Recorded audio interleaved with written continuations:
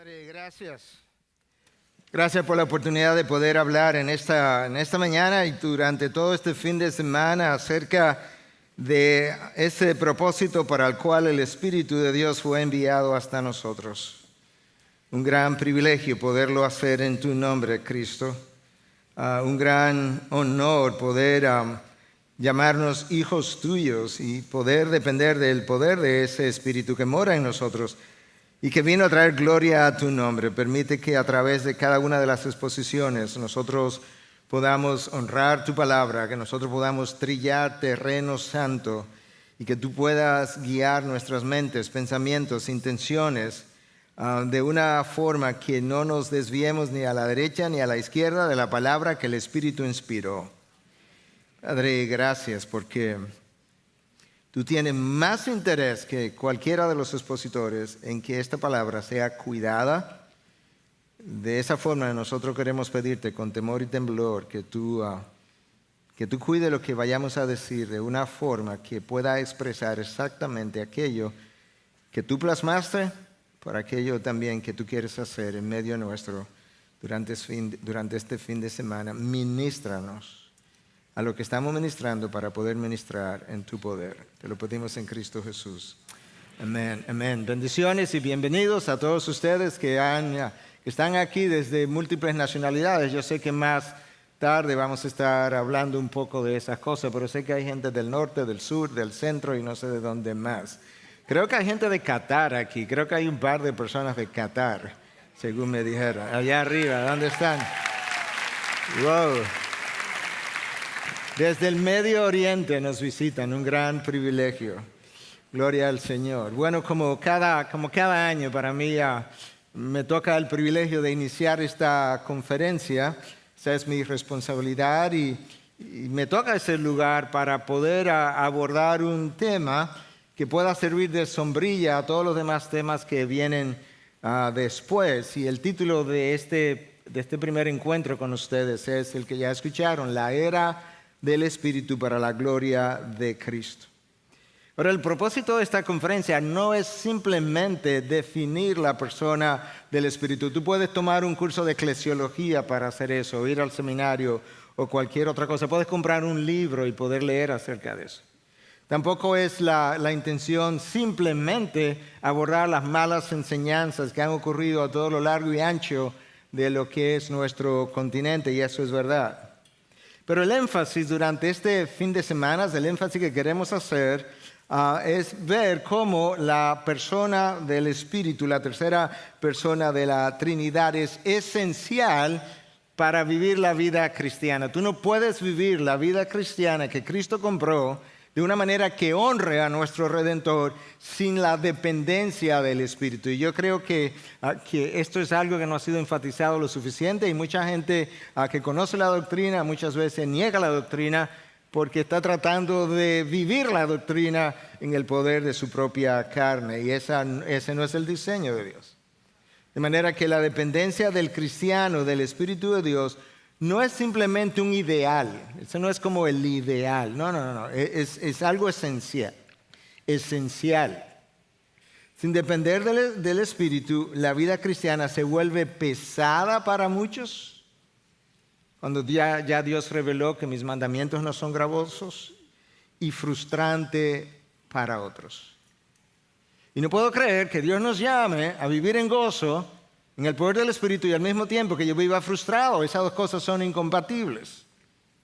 El resultado de vivir sin depender del Espíritu es uno de dos extremos. O es el legalismo del fariseo que demanda del otro lo que él no cumple, o es el libertinaje de aquellos que se llaman cristianos o han sido llamados cristianos carnales. Cristo dijo, separados de mí, nada podéis hacer. Ahora, para yo entender esa frase de Cristo, yo necesito entender el rol del Espíritu en mi vida. Y esta es como parte de mi introducción, pero déjame decirte algo que el pastor John Piper escribió. Le escribió hace 2 o 3 años un libro que yo tuve la oportunidad de revisar para fines de endoso. Y el libro se llama básicamente Leyendo las Escrituras Sobrenaturalmente. En la página 91 del libro, escucha lo que Piper dice. Que la meta al leer las Escrituras sobrenaturalmente es ver la gloria y la gloria del Hijo, la gloria del Padre y la gloria del Hijo por medio del poder del Espíritu. De manera que, y Piper dice, que tú ni siquiera puedes leer la Biblia correctamente a menos que dependas y conte con la iluminación de dicho Espíritu. Si yo no puedo ni siquiera leer la Biblia correctamente sin la ayuda del Espíritu, entonces yo no puedo apropiadamente, sin la asistencia del Espíritu, yo no puedo vivir la vida cristiana. Yo no puedo predicar efectivamente tampoco. Yo no puedo hacer misiones de una manera no solamente bíblica, pero efectiva, que yo pueda ir y verdaderamente traer los frutos que Dios quería que yo trajera al reino de los cielos. Yo no puedo aconsejar sabiamente sin que el Espíritu de Dios obre en mí. Entonces nosotros estamos viviendo la era del Espíritu para la gloria de Cristo. Eso es como es. Leon Morris, en su libro Jesus is the Christ, o Jesús es el Cristo, habla de que el prerequisito para entrar en la era del Espíritu, que es donde estamos, era la muerte de Cristo. De hecho, cuando tú lees los Evangelios en Juan 7:39, se nos dice que el Espíritu aún no había sido dado a la iglesia, porque Jesús todavía no había sido glorificado, pero resulta que Cristo llamó a su muerte la hora de su glorificación, de manera que lo que Juan está diciendo es que el Espíritu no ha sido dado porque Cristo todavía no ha muerto. Y de ahí la conclusión de Morris, de que para entrar en la era del Espíritu, Cristo tenía que morir. Es bajo la dirección del Espíritu que la iglesia nace, crece, se expande, se fortalece y ha continuado haciendo eso hasta el día de hoy. Nosotros vemos eso en el libro de los Hechos, una y otra vez, en cada capítulo, en cada evento. Escucha lo que Packer dice en su libro Keep in Step with the Spirit. Traducido sería como caminando al paso del Espíritu. La esencia del ministerio del Espíritu Santo en este o en cualquier otro tiempo de la era cristiana, de Jesucristo para acá, es mediar la presencia de nuestro Señor Jesucristo. Separados de mí, nada podéis hacer. El problema es que la persona que media esa unión entre nosotros es la tercera persona de la Trinidad. Mediar la presencia de Cristo es un asunto del Espíritu, haciendo lo que sea necesario para la creación, sostenimiento, profundización y expresión de nuestra relación con Jesús. Mi relación con Jesús, su crecimiento, fortalecimiento, la intimidad con Él depende de la llenura del Espíritu en mi vida. Y el texto que yo voy a estar leyendo, porque todo esto es introducción, el reloj comienza ahora, ¿verdad? El texto que yo voy a estar leyendo para poder entonces expandir el resto de mis enseñanzas, viene de una parte, una porción corta de esa larga conversación que Cristo tuvo en el aposento alto en las últimas horas antes de Él morir, donde Él le reveló a sus discípulos verdades impresionantes, verdades de mucha envergadura. Y déjame decirte brevemente de las cosas que Él les habló, para luego centrarme en las cosas relacionadas al Espíritu de Dios. Cristo le habló del cielo, o de la gloria y de cómo llegar ahí. Les instruyó de cómo deberían servir y por eso les lavó los pies. Les habló de la oración y de cómo ellos debían pedir en su nombre. Le habló de cómo ser fructíferos, porque en eso es glorificado mi Padre. Les habló de cómo Él era la vid y nosotros los pámpanos o los sarmientos, pero con relación al Espíritu. Él les comunicó verdades cruciales que Él nunca antes le había mencionado. 3 años enseñando y ya en las últimas horas, en el último momento, es como que ya no tengo más tiempo y este es el momento de poder hablar de cosas que ellos necesitan entender. De tal forma que una vez que Él partiera, que iba a ocurrir pronto, ellos podían confiar en otra persona, pero de su misma estatura, en otra persona de su misma estatura.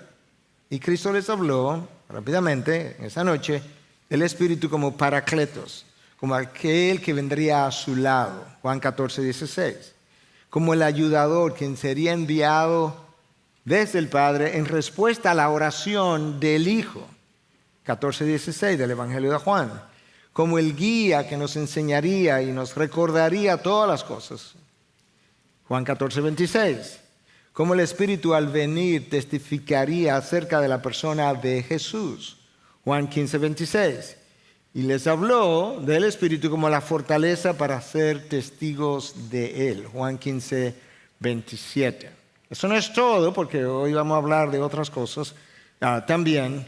Pero yo quería que pudieras ver ampliamente algunas de las verdades que Él revisó para ellos, para que podamos entender que ciertamente esta es la era del Espíritu, pero para la gloria de Cristo. Esa noche, ¿verdad? Los discípulos estuvieron en mucha confusión y con razón. Tenían mucho aprendizaje nuevo que procesar, que ellos mismos no entendían bien. Muchas cosas que no podían explicar en el momento. Cosas que iban a entender más tarde por la misma acción del Espíritu y cosas todavía que ni hoy nosotros podemos entender todavía, pero ellos estaban recibiendo todo eso en poco tiempo, junto con múltiples otras enseñanzas también. En ese tiempo, que Juan registra en 6 o 7 capítulos, del capítulo 12 al 17 más o menos, Cristo le habla del Espíritu Santo en 4 ocasiones diferentes, registradas por Juan de esta manera. Juan 14, versículo 16 y 17. Juan 14, versículo 26. Juan 15, versículo 26. Juan 16, versículos 7 al 15. Ese es el texto de nosotros para el día de hoy. Juan 16, versículos 7 al 15. Pero yo les digo la verdad, les conviene que yo me vaya, porque si yo no me voy, el Consolador no vendrá a ustedes, pero si me voy, se lo enviaré. Y cuando Él venga, convencerá al mundo de pecado, de justicia y de juicio. De pecado porque no creen en mí, de justicia porque yo voy al Padre y ustedes no me verán más, y de juicio porque el príncipe de este mundo ha sido juzgado. Aún tengo muchas cosas que decirles, pero ahora no las pueden soportar. Pero cuando Él, el Espíritu de verdad, venga, los guiará a toda verdad, porque no hablará por su propia cuenta, sino que hablará todo lo que oiga y les hará saber lo que habrá de venir. Escucha ahora, Él me glorificará, porque tomará de lo mío, con M mayúscula, y se lo hará saber a ustedes. ¿Qué es lo que va a tomar? Algo que es de Cristo, se lo hará saber. Todo lo que tiene el Padre es mío. Por eso dije que el que toma de lo mío, que Él toma de lo mío y se lo hará saber a ustedes. Cristo comienza esta porción enfatizando algo que ellos necesitan entender, y es la conveniencia de que Cristo partiera. Luego Cristo pasa a hablar del rol del Espíritu Santo en el incrédulo, en el mundo. Luego les habla del rol del Espíritu Santo en el creyente. Y finalmente Él cierra esa porción hablando del rol primario, del rol más importante que el Espíritu vino a llenar en medio de la vida de la iglesia. Tú puedes ver en esa estructura, de esos 4 puntos que te acabo de dar, tú puedes ver el énfasis que Juan está haciendo de que esta es la era del Espíritu. Yo quiero comenzar con el primero, y es que había una conveniencia, de acuerdo a Cristo, en que Él partiera. Jesús estaba tratando de ayudarles a ellos a entender que había una persecución que venía de camino. Ellos deberían esperar eso. En medio de eso, Cristo les informa que Él está a punto de partir, que ya no lo verían más. Trata de ponerte en ese lugar. Tú eres uno de los discípulos de Cristo por 3 años y de repente tu maestro, tu rabí, te dice, yo me voy, pero no te preocupes, que es conveniente que yo me vaya. ¿Cómo que es conveniente que tú te vayas? Imagínate la tristeza, imagínate la confusión, imagínate el temor. ¿Y qué va a pasar? Pensábamos que este era el movimiento, que este era el movimiento que finalmente nos iba a llevar al primer lugar, nos iba a dar el triunfo. Y de repente Él dice que no, que todo se está acabando aquí y que Él se va. La hora de su partida está cerca, de acuerdo a Cristo. Pero escucha cómo Él les anuncia esto. Versículo 7. Pero yo les digo la verdad. Les conviene que yo me vaya, porque si no me voy, el Consolador no vendrá a ustedes. Pero si me voy, se lo enviaré. Yo les digo la verdad. Es el inicio del texto. Eso es similar a cuando Cristo decía, en verdad os digo. Presten atención, esto es vital. Y esto es como Él comienza. Yo les digo la verdad. Yo necesito irme y otro necesita venir. Y no solamente eso, a ustedes les conviene, les es favorable mi ausencia y la presencia de ese otro que ha de venir. Ellos tenían que estar tristes porque amaban al Maestro, estar temerosos porque ¿y ahora qué hacemos? Ellos veían la presencia de Jesús como imprescindible, pero por otro lado Jesús, recuerda que todo evento tiene dos lecturas, Jesús tenía otra lectura. Jesús veía su muerte y su resurrección como imprescindible. Por otro lado, ellos veían a Jesús como indispensable. Permíteme decirlo de esa manera, con otra palabra. A Jesús es indispensable. Cristo entiende que su ausencia es imprescindible. Mi muerte, mi resurrección. Ellos veían la separación de Jesús como algo terrible. Y Jesús veía la venida del Espíritu Santo como fruto de la separación. De manera que esta noche ellos están viendo la muerte de Cristo. Tenían una lectura de esa muerte y Cristo tenía otra lectura. Ellos veían la partida de Jesús como el fin de sus esperanzas. Pero Jesús veía su muerte como la única manera de expandir el movimiento, la única manera, no había otra, de expandir el movimiento cristiano que Él había iniciado. El Espíritu Santo vendría y tomaría el lugar de Jesús. Venía a continuar el discipulado que Cristo había iniciado en ellos y luego continuarlo en nosotros. De forma que la salida de Jesús de este mundo se nos muestra aquí de parte de los labios de Jesús como algo preferible y aún más, y quizás te choque, como una etapa superior al tiempo que ellos habían pasado con el Maestro. De hecho, este autor, Edward Klink, dice que la partida de Jesús no representaba su ausencia, sino la magnificación de su presencia. La partida de Jesús no representaba necesariamente su ausencia. Recuerda que Cristo dijo, yo estaré con vosotros todos los días hasta el fin del mundo, sino la magnificación de su presencia. Al ascender a los cielos, ya la presencia física de Jesús no estaría con ellos. Él no estaría con un grupo de personas de manera particular en un lugar específico, sino que ahora la presencia de ese Jesús sería mediada por la morada del Espíritu en el interior de cada creyente en los 4 puntos cardinales. Claro que esto representaba una mejor época de la expansión del cristianismo. Y lo primero que Jesús revela es que ese otro que viene es llamado como Paracletos. Y el Paracletos ha sido discutido y definido por múltiples autoridades de formas distintas, pero déjame darte una idea. Ese Paracleto es un consolador, alguien que nos ayuda cuando estamos en estrés mental o físico, viene a consolar. Pero Él es también un consejero, alguien que viene a orientarnos en tiempos de confusión, ayudarnos a discernir la verdad, ayudarnos a tomar decisiones.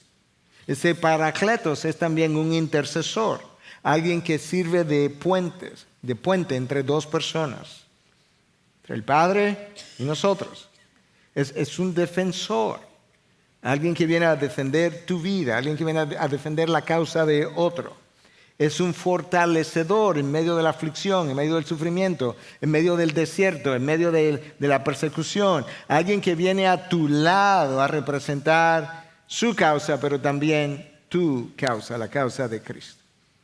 Entonces ahí tú puedes ver entonces la conveniencia de que Jesús partiera. Pero yo quiero que tú veas no solamente la conveniencia de la partida de Jesús, yo quiero que tú veas también cuál fue el rol o cuál es el rol del Espíritu Santo en la vida del incrédulo, en el mundo.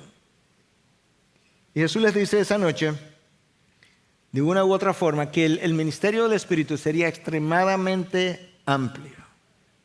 Y que no se limitaba a la vida de la iglesia, y que no se limitaba a la vida del creyente. Escucha como él lo dice, versículo 8, 9, 10. Y cuando Él venga, convencerá al mundo, sea el incrédulo, de pecado, de justicia y de juicio. De pecado porque no creen en mí. De justicia porque yo voy al Padre y ustedes no me verán más. Y de juicio porque el príncipe de este mundo ha sido juzgado. Esas palabras han tenido múltiples interpretaciones. Y quizás en parte cuando Cristo dice que venía al mundo, a confrontar ese mundo, a convencer ese mundo, quizás, de acuerdo a algunos, lo que estaba tratando de comunicarles es que Él venía a enseñarle al mundo incrédulo, que estaban errados en cómo ellos concebían el pecado, cómo ellos concebían la justicia, cómo ellos concebían el juicio o el juicio final. Y quizás eso fue parte de lo que Él quiso decir.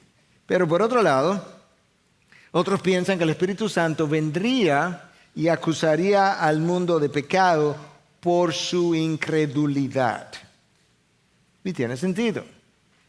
De hecho, el versículo 9 dice, por no haber creído en Él. Un versículo que está ahí en ese texto de Juan 16.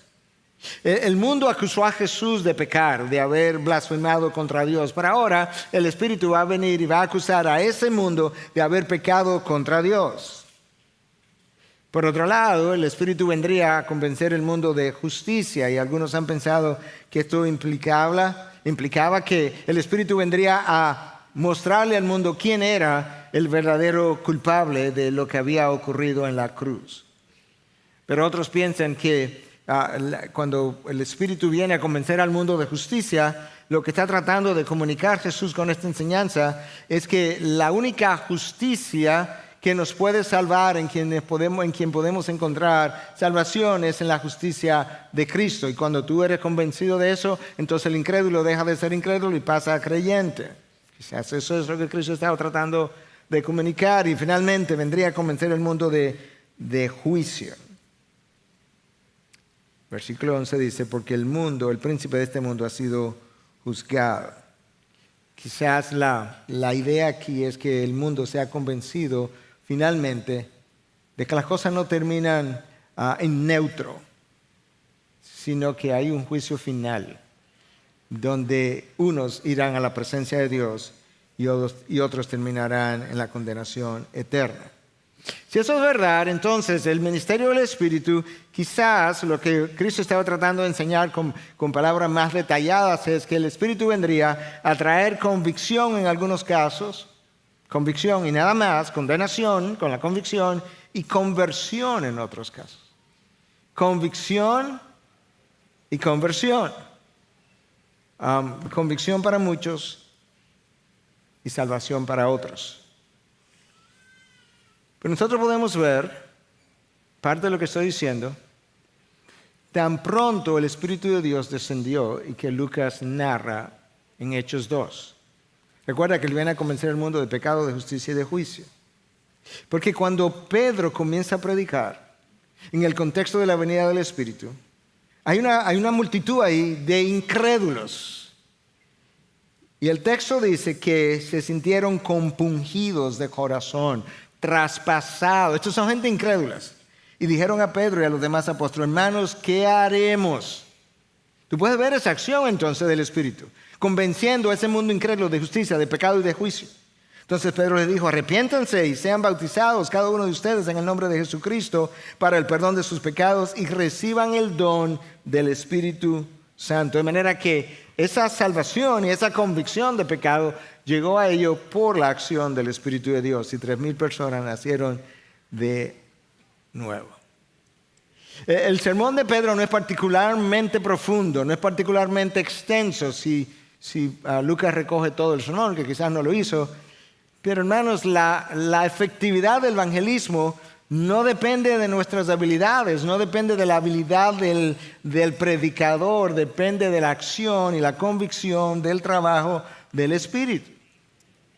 Nuestras palabras pueden ser interesantes ¿qué es lo más interesante? Al predicar. Nuestras oraciones al hablar pueden ser perfectamente estructuradas. Mis ideas pueden ser lógicas. Nuestra oratoria puede ser impecable. Y nuestra exégesis puede ser como ninguna otra. Pero si el Espíritu de Dios no toma esta palabra y la aplica a tu mente, a tu corazón, ilumina tu mente y la aplica a tu corazón, nada va a ocurrir. Porque la evangelización depende del Espíritu de Dios. Tú puedes ver ahí brevemente la acción, el trabajo del Espíritu en el mundo del incrédulo. Pero yo quiero que vean no solamente eso, y quiero que vean no solamente la conveniencia de la partida de Jesús, yo quiero que vea el rol del Espíritu en la vida del creyente. Ese eres tú y ese soy yo. Porque si yo no entiendo eso, yo no voy a vivir la vida cristiana de la forma como Dios quiere que yo la viva. Yo creo que eso es parte del problema, sino todo el problema. Yo tengo que ver cuál es el rol que el Espíritu juega en mi vida. Escucha a Cristo hablando, versículo 12. Aún tengo muchas cosas que deciros, pero ahora no la podéis soportar. O sea, más que esta, Jesús, más de la que nos está diciendo. No, yo tengo mucho más. Pero ustedes no la pueden soportar. Es más, en lo ya revelado hay mucho más todavía, pero aún ahora ustedes no lo pueden digerir. Cuando el Espíritu venga y los ilumine de eso mismo que ya está revelado, hay mucho más que ustedes van a entender. Porque Él es el Espíritu de verdad. Esa frase, el Espíritu de verdad, es repetida en Juan 14, 17, en Juan 15, 26, en Juan 16, 13. ¿Tú crees que Cristo quiere que yo entienda que Él es el Espíritu de verdad? Tú y yo necesitamos entender la relación que existe entre Cristo, la verdad y el Espíritu. De hecho, cuando el Señor Jesús estaba siendo entrevistado por Pilato, hemos hablado de eso en otras ocasiones, Él definió su misión en una sola frase: yo vine para dar testimonio de la verdad. Yo vine para dar testimonio de la verdad, pero el Espíritu Santo que me ungió en el Jordán es el Espíritu de verdad. Para yo dar testimonio de esa verdad, yo mismo necesité ser ungido por el Espíritu de verdad. De manera que cuando Él partiera, de ahí en adelante el Espíritu Santo quedaría a cargo de testificar acerca de esa verdad a través de nosotros, los hijos de Dios. Y Él venía a ayudarnos a entender la verdad acerca de la encarnación de Jesús, de la vida, muerte y resurrección de Jesús. Él vino a ayudarnos a entender verdades viejas, no entendidas mientras Jesús estaba aquí, durante su paso por la tierra. Él vino a revelarnos verdades nuevas en las epístolas pastorales. En otras palabras, Jesús parte y las epístolas pastorales todavía no existían. El Espíritu de Dios viene, inspira a los autores de las epístolas pastorales y luego continúa iluminando nuestras mentes para que podamos entender verdades no nuevas de ahora, nuevas a través de las epístolas pastorales que no estaban presentes cuando Él estuvo en la tierra y que yo necesitaba también entender. Y verdades reveladas en el libro de Apocalipsis, algunas futuras, otras quizá ya pasadas hoy, como lo que leemos en los primeros capítulos. De manera que es correcto llamar al Espíritu de Dios el Espíritu de verdad, no solamente por todo lo anterior, sino que Él inspiró cada palabra, los peros, los entonces, los ahora que encontramos aquí, cada palabra que nosotros leemos en la Biblia. En su totalidad, nosotros creemos en una inspiración verbal, palabra por palabra, inerrante, infalible, autoritaria. Nosotros creemos no solamente en toda escritura, para usar una frase del latín, en toda escritura.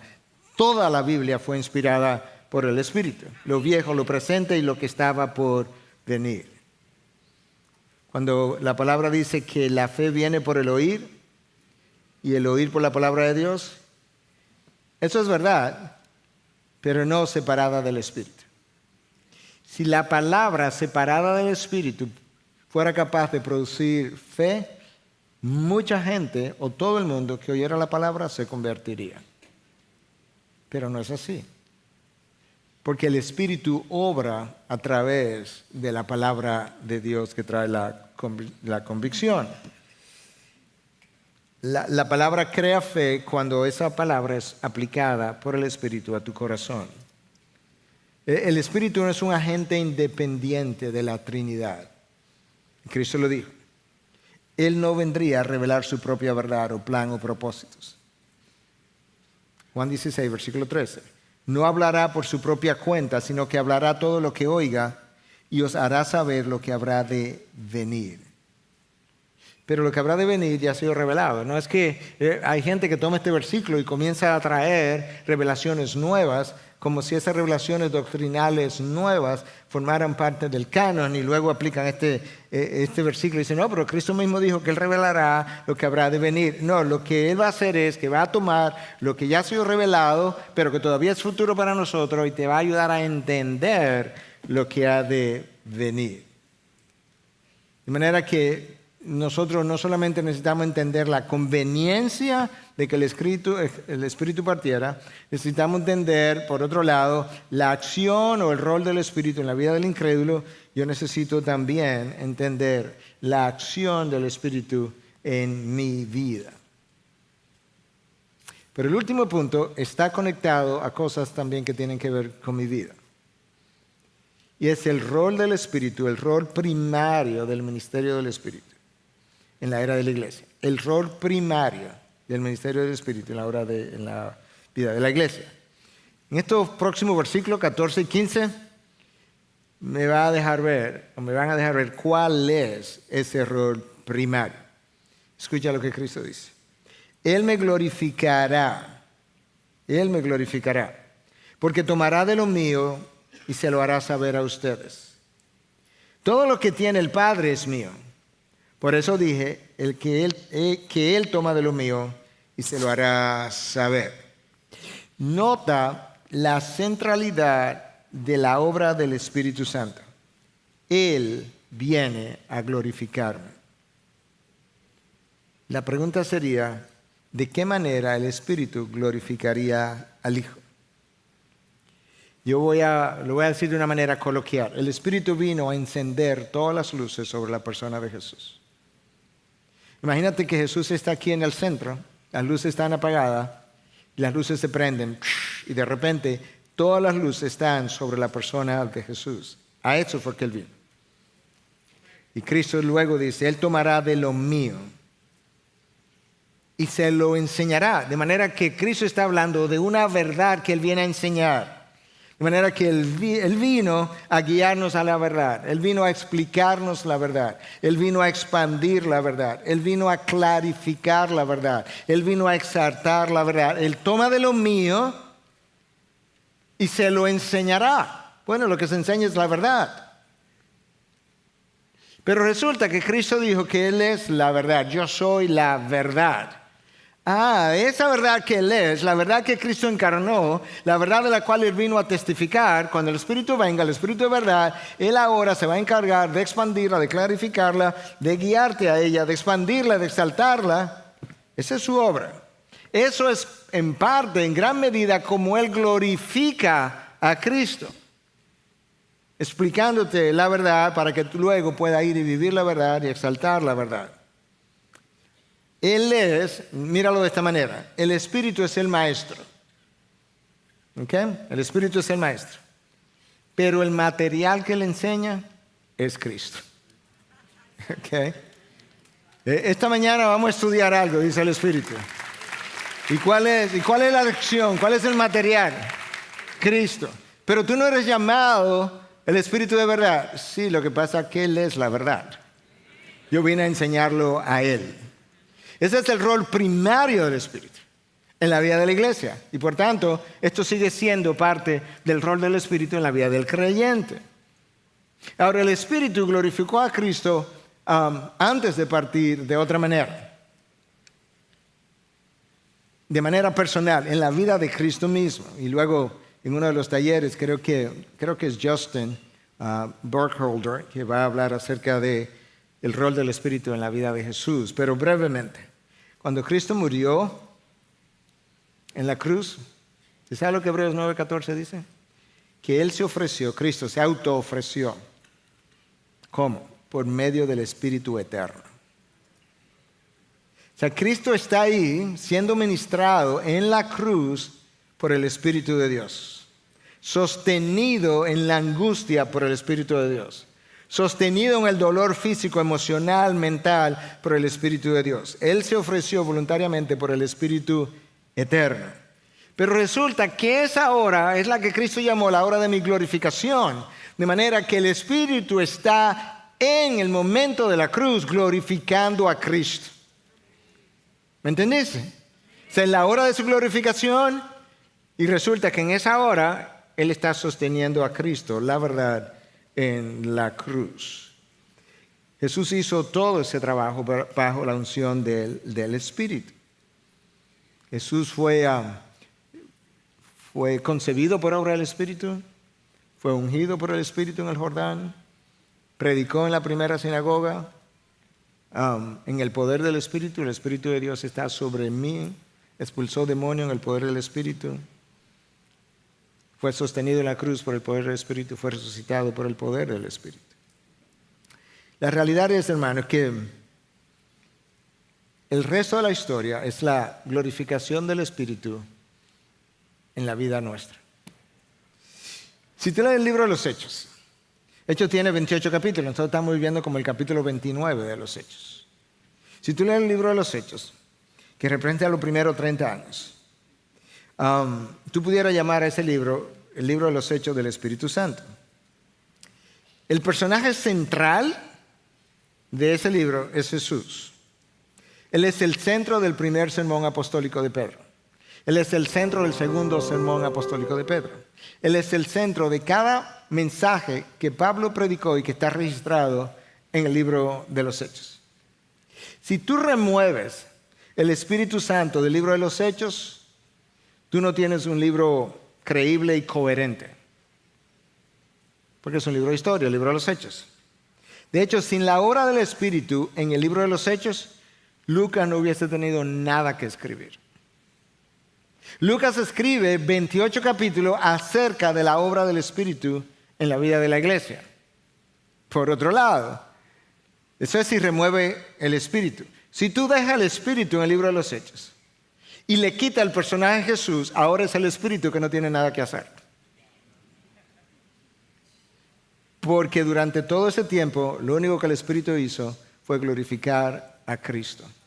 Y lo que el Espíritu continúa haciendo durante el resto del tiempo de la historia es exactamente lo mismo. Si remueves el Espíritu, Lucas no tiene que decir, no tiene nada que hablar, no tiene nada que escribir. Si dejas el Espíritu y remueve a Cristo, ahora el Espíritu no tiene nada que decir. ¡Wow! Escucha lo que Juan dice en el capítulo 15, versículo 26 y 27. Cuando venga el Consolador, a quien yo enviaré del Padre, o sea, Cristo está hablando, yo voy a enviarles el Consolador, es decir, el Espíritu de verdad que procede del Padre. Él dará testimonio de mí, escucha ahora, y vosotros daréis testimonio también. Oh, wow. Cuando el Espíritu venga, Él va a venir y Él va a dar testimonio de mí.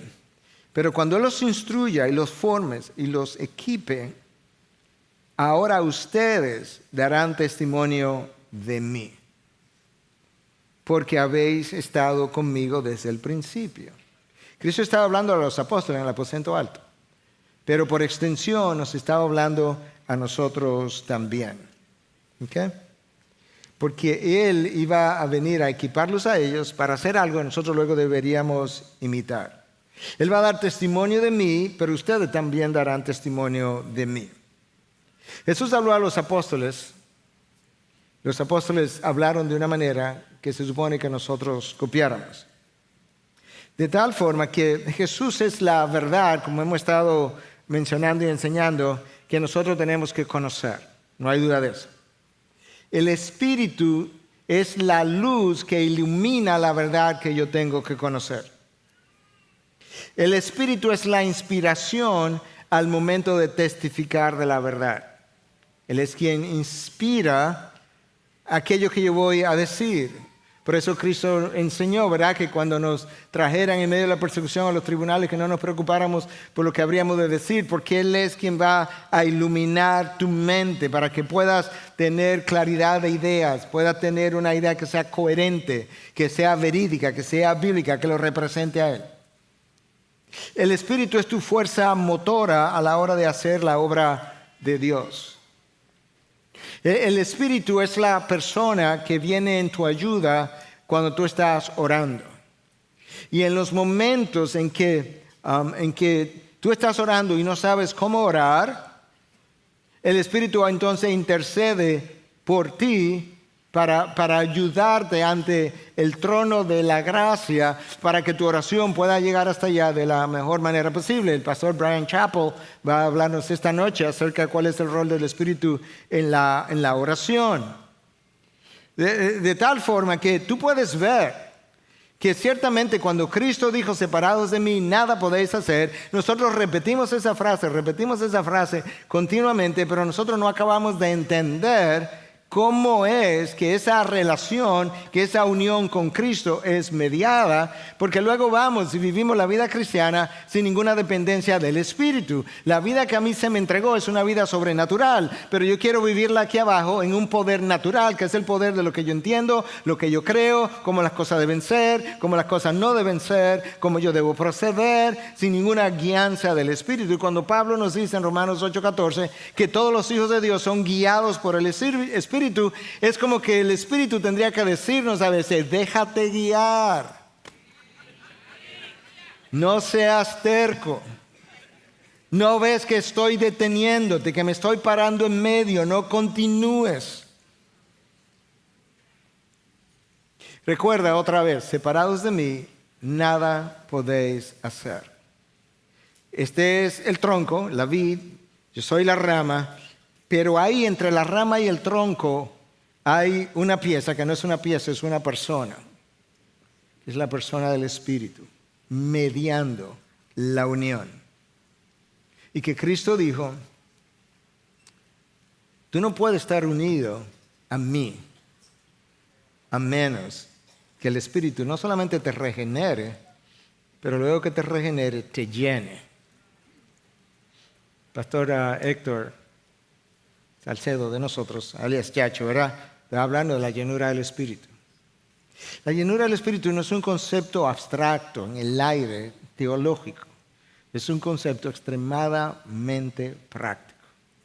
Es la manera como el Espíritu viene a llenar, valga la repetición, mi vida del fruto que Cristo quería que yo produjera. De manera que yo pudiera traer mucho fruto para su causa, para su persona, porque en eso es glorificado mi Padre. Y yo no puedo hacer eso separado del Espíritu. Y mientras tanto, nosotros nos hemos pasado los años hablando del Espíritu en términos de señales y prodigios y poder y soplando gente y queriendo hacer milagros que muchas veces se proclamaron y no eran ni siquiera ciertos. Mientras tanto, ignorando todo el tiempo la obra del Espíritu, la verdadera obra del Espíritu en la vida del cristiano. Y hemos, por otro lado, en ese otro polo extremo, hemos exaltado la obra del Espíritu de una manera no bíblica, como acabo de mencionar, de tal forma que hemos enterrado casi a la persona de Jesús, de tal manera que Él no ha recibido la gloria, que el Espíritu de quien tú hablas no le está dando. Porque en esas distorsiones de la obra del Espíritu, la gloria recae sobre el predicador, que hace la obra del Espíritu en él y a través de él. ¿Y Cristo? No, ya Él se murió hace 2000 años. De manera que la intención justamente de esta conferencia es traer una corrección del curso, bueno, contribuir, porque no somos los únicos, contribuir a traer una corrección del curso de la iglesia en Latinoamérica, en los países hispanoparlantes, donde la obra del Espíritu ha sido tan ignorada, tan tergiversada, tan distorsionada, cuando los únicos que hemos sido afectados somos los miembros de su iglesia. Es importante que yo me vaya, no solamente importante, es vital, necesario, imprescindible que yo me vaya, por un lado. Número 2, no crea que el Espíritu simplemente viene a obrar en la iglesia, no, viene a obrar en el mundo incrédulo para que cuando tú prediques la verdad, Él tome la verdad que tú predicas y tú puedas entonces, Él pueda aplicarla al corazón y que de nuevo haya gente allá afuera que pueda decir, me sentí compungido cuando la verdad fue predicada, ¿qué yo debo hacer? Y que tú puedas decir, arrepiéntete. Pero el Espíritu vino también a tener una acción vital en la vida del creyente y una acción primaria en la glorificación de Cristo. Recuerda, Jesús es la verdad que el Espíritu vino a iluminar, es la persona que el Espíritu vino a glorificar. El Espíritu es la inspiración al momento de testificar la verdad, es tu fuerza motora. Tú recuerdas cuál fue la última enseñanza de Jesús, ¿verdad? Antes de ascender. La última enseñanza de Jesús fue ir y hacer discípulos de todas las naciones, bautizándolos en nombre del Padre, del Hijo y del Espíritu Santo. Pero Él es la fuerza motora para yo ir. Él es quien recoge los frutos, Él es quien recoge la cosecha. Y luego enseñándoles, sí, pero que la enseñanza, aquello que yo voy a enseñar es la verdad que Cristo dijo que Él era. Número 1. Número 2, el don de enseñanza viene por medio del Espíritu, enseñándoles sí, pero no solamente, es que tú vas a enseñar una verdad que el Espíritu clarifica, expande, explica, ilumina, enseñándole a obedecer. Es que el poder para obedecer depende del Espíritu. Enseñándole a obedecer todo, no solamente parcialmente, todo cuanto os he enseñado. Sí, pero que eso depende también del Espíritu, porque no tengo poder de obediencia. Pastor, mire, en consejería muchas veces, pastor, es que yo tengo una dificultad obedeciendo, mire, me falta disciplina, quizás te falta Espíritu, no una porción del Espíritu, llenura del Espíritu. O quizás no tiene el Espíritu. Porque la obediencia es un fruto de vivir la llenura del Espíritu. No ocurre de otra manera. La obediencia es más natural cuando tu vivencia en el poder del Espíritu es más bíblica. La obediencia es más natural cuando tu vivencia en el Espíritu, vivir en el Espíritu, eso no es místico, es completamente práctico. Cuando tú vives en el Espíritu de una manera mucho más bíblica. Enseñándole a obedecer todo cuanto os he enseñado. Y he aquí, yo estoy con vosotros hasta el fin del mundo. Sí, pero tú no tocas a Cristo, ni lo tienes aquí como lo tuvieron los discípulos. Él está aquí, pero a través de una presencia mediada por el Espíritu que mora en ti. Y en parte, cuando el pastor Sujel Michelén esté hablando de el fruto del Espíritu, él va a abordar este capítulo de Juan 15, precisamente donde se nos habla de Jesús como la vid y cómo separados de Él nada podemos hacer.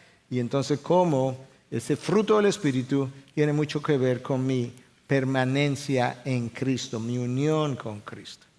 Yo creo que ahora nosotros podemos tener una mejor idea de por qué queríamos iniciar con un tema que hablara de cuál es el rol del Espíritu, que es traer gloria a Cristo, pero que pudiéramos entender que en esta era de la iglesia, que esta era de la iglesia es la era del Espíritu. Y que el rol de ese Espíritu en esta era fue precisamente glorificar a nuestro Señor Jesucristo por medio de la llenura del Espíritu y la verdad que Él nos enseñó. Padre, gracias.